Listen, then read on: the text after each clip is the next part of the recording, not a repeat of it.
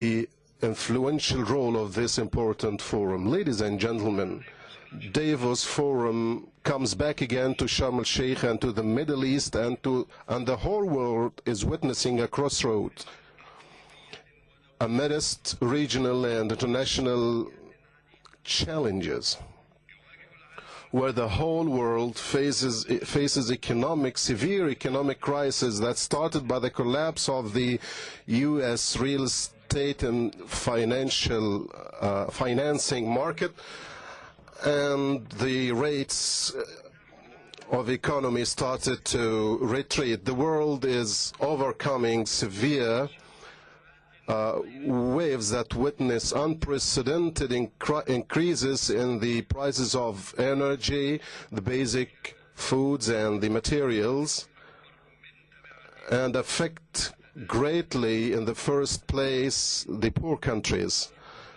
and the poor people inside the one country.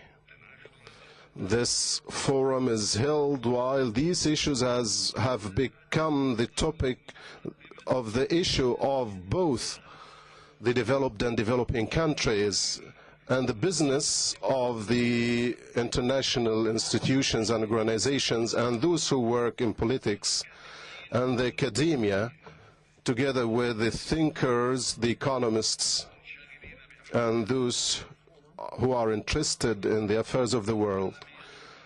The current international crisis introduces many problems where in its economic where intertwine the social and economic dimensions intertwingle, and also the issues of the climate change and the water and energy supplies and the economic growth rates and the standard of living in the developed and developing worlds.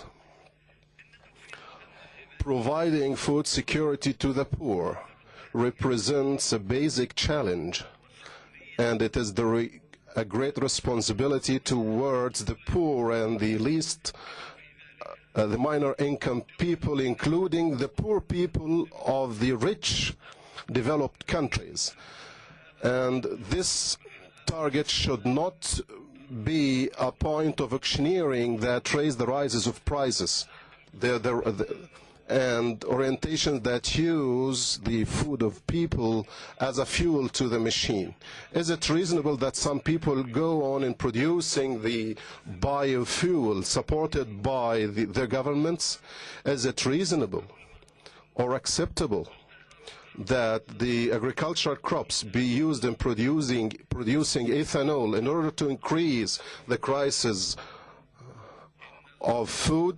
The international community is in a dire need to re-estimate the genuine cost of producing the biofuel, with its social and environmental reflections and its repercussions on the food security of the humanity. There would be a dire need to an urgent international dialogue around its table, the exporter-importers of food meat from the developed and developing countries, a dialogue that introduces solutions to fulfill the food needs of the people, and at the same time provide supplies of energy to the global economy.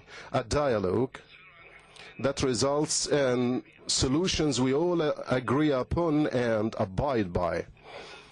We are facing difficult challenges, and we should deal with as the responsibility which is collective.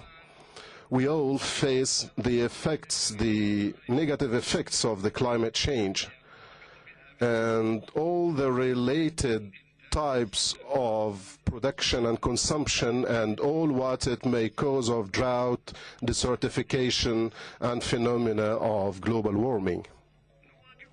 We are facing a vicious circle imposed by the relation between the energy and food supplies in order to make all of them both a reason and a result at the same time to the present crisis of the international economy, and they both share in its aggravation.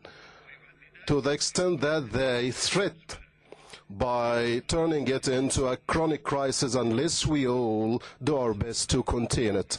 I'll carry this invitation to make a dialogue on that international concern to the Food and Agriculture Organization FAO next month in Rome, and I'm looking forward to that, all that it may guide both the developed and developing countries to the right path to contain this crisis. Ladies and gentlemen, this meeting was held 2 years ago here in Sharm el-Sheikh with the emblem of a promise to a new generation, a promise that summarizes the aspiration of the Middle East peoples to a better tomorrow and future that bears prosperity and peace to the whole, and to a favorite international climate to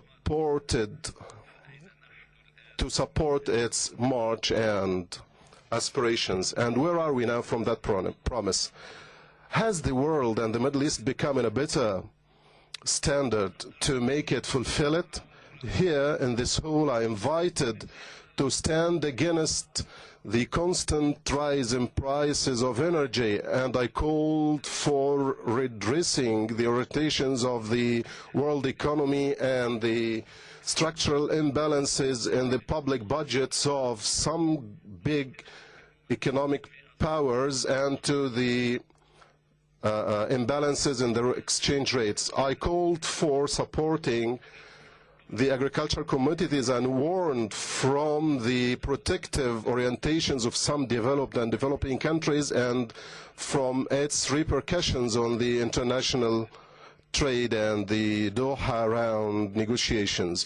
Where are we now from all of that? The Middle East is craving for peace, stability and development, and it gets over an important stage towards the political and economic, even the social reforms, and it has strategic and natural, even human resources that enables it to realize stability. Has the promise of peace been realized? And the stability of this sensitive region, where is it from what happens in Darfur, Somalia, Lebanon and Iraq? What about shaking stability in the Gulf region? The Middle East and the whole world has witnessed many developments since we last met. Have we become more able to face these common challenges? Have the dangers of terrorism and the mass destruction weapons retreat? What about the millennium objectives? What about the issues of social justice, human rights and poverty? What about the issues of education, environment, children, women? What about our movement towards organized crime and money laundering, even the human trafficking? Any objective assessment to the regional developments and the international ones along the past 2 years